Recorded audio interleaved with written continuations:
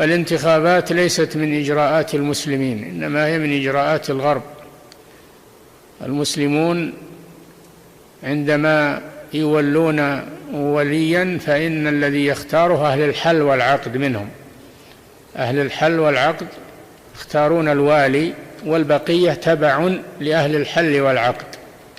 هذا نظام الإسلام في الولايات، تولي الولاة أنهم يبايعه أهل الحل والعقد من العلماء والأمراء ومن لهم شأن ورأي في الناس، وأما البقية الرجال والنساء والعوام والقبائل فإنهم تبع لأهل الحل والعقد.